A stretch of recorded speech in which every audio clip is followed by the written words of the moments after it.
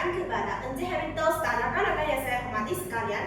Saya Preson Vijay dari kelas PPR PNM 33.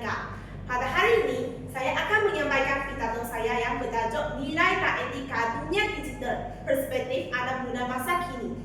Hadirin yang saya hormati, bayangkan sejenak kehidupan kita tanpa internet. Tiada komunikasi pantas melalui media sosial, tiada pembelajaran dalam talian, tiada transaksi digital, dan tiada capaian maklumat. Semua hanya dengan satu sentuhan jari sahaja. Hakikatnya, dunia hari ini berkembang begitu pesat hasil revolusi teknologi digital. Dari perspektif anak muda, teknologi bukan lagi sekadar alat, malah telah menjadi sebahagian daripada kehidupan mereka untuk belajar dan komunikasi. Menurut Abdullah et al. 2023, etika digital merujuk kepada prinsip moral dan tingkah laku yang membimbing seseorang menggunakan teknologi secara bertanggungjawab. Hal ini membuktikan bahawa teknologi digital bukan lagi ruang yang bebas tanpa batasan. Sebaliknya, memerlukan pengguna yang berintegriti, berhemat, dan mempunyai tanggungjawab sosial yang tinggi. Sehubungan itu, saya ingin menyampaikan 4 nilai utama yang perlu menjadi pengangkat anak muda pada hari ini, yaitu nilai tanggungjawab digital, nilai hormat menghormati, nilai integriti, dan juga nilai kesetaraan terhadap keselamatan cyber. Hadirin sekalian, nilai pertama yang perlu diperkasakan adalah nilai tanggungjawab digital. Tanggungjawab digital bermaksud kesetaraan seseorang terhadap kesan setiap tindakan yang dilakukan dalam talian. Dalam era media sosial, hanya dengan satu klik, sesuatu maklumat mampu tersebar kepada ribuan, malah jutaan pengguna. Oleh sebab itu, setiap pengguna perlu bertanggungjawab terhadap setiap maklumat yang dikongsikan. Menurut Suruhanjaya Komunikasi dan Multimedia Malaysia 2025, ribuan kandungan palsu, penipuan dalam talian dan maklumat tidak sahih masih dikesan setiap tahun. Statistik ini jelas menunjukkan bahawa masih ramai pengguna yang lebih mementingkan kecepatan berbanding dengan ketepatan. Contohnya, ketika pandemik COVID-19, berbagai berita palsu berkaitan vaksin dan rawatan tersebar dengan begitu pantas di media sosial seperti Facebook, TikTok, dan Instagram. Pada masa yang sama, ramai pengguna akan terus berkongsi maklumat tersebut tanpa menyemak kesahihan. Kesannya, maklumat tersebut akan menimbulkan kekeliruan, ketakutan, dan salah faham dalam kalangan masyarakat, terutamanya generasi muda. Persoalannya, mengapakah perkara ini masih berlaku? Jawapannya mudah. Generasi kini lebih mementingkan kecepatan berbanding dengan ketepatan. Mereka ingin menjadi orang pertama yang berkongsi maklumat, tetapi mereka melupakan untuk memastikan kesahihannya. Oleh itu, sebagai anak muda yang berpendidikan, mari kita membudayakan prinsip semak sebelum sebar. Sebelum berkongsi sesuatu maklumat, tanyalah kepada diri sendiri. Adakah maklumat ini benar? Adakah sesungguhnya sahih? Sesungguhnya, satu klik mampu menyebarkan ilmu, namun satu klik juga mampu menyebarkan fitnah. Hadirin yang saya muliakan, nilai kedua yang perlu diterapkan adalah nilai hormat menghormati dalam komunikasi digital. Media sosial memberikan kebebasan kepada masyarakat untuk menyuarakan pendapat.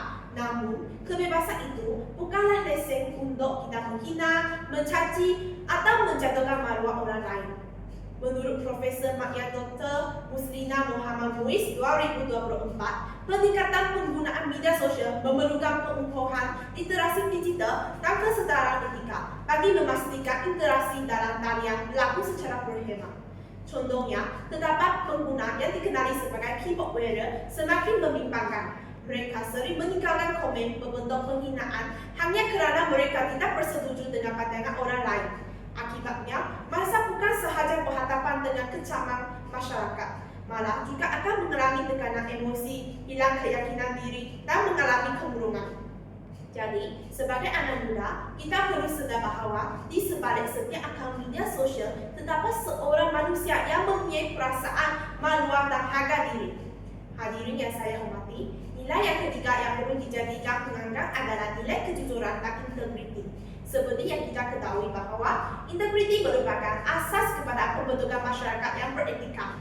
Dalam dunia digital, integriti dapat dilihat melalui kejujuran dalam menghasilkan kandungan, menghormati hak cipta, dan menggunakan teknologi secara berhemat.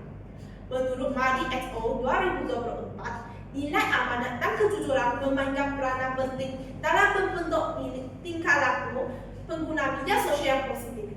Kini, kecerdasan buatan atau AI, intelligence AI, telah menjadi sebahagian daripada kehidupan seharian kita, terutamanya pelajar dan mahasiswa. Teknologi ini sememangnya memberi banyak manfaat dalam membantu proses pembelajaran, tetapi juga boleh menjadi ancaman sekiranya disalahgunakan atau digunakan tanpa integriti. Contohnya, terdapat pelajar selalu meniru atau menyalin hasil kerja yang telah dijana oleh teknologi seperti ChatGPT dan Gemini tanpa memahami kandungannya.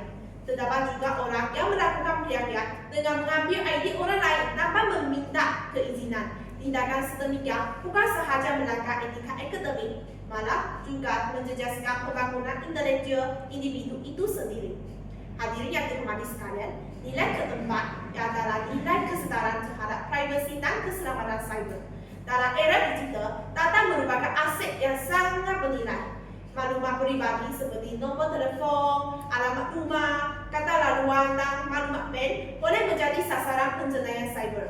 Menurut Sarifin et al. 2024, perkembangan teknologi digital telah meningkatkan risiko kecurian identiti, pencerobohan data, dan penipuan keuangan.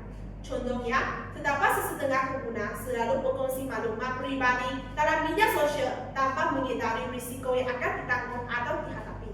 Kesannya, mereka terpaksa menjadi mangsa penipuan dalam talian dan kehilangan wang simpanan.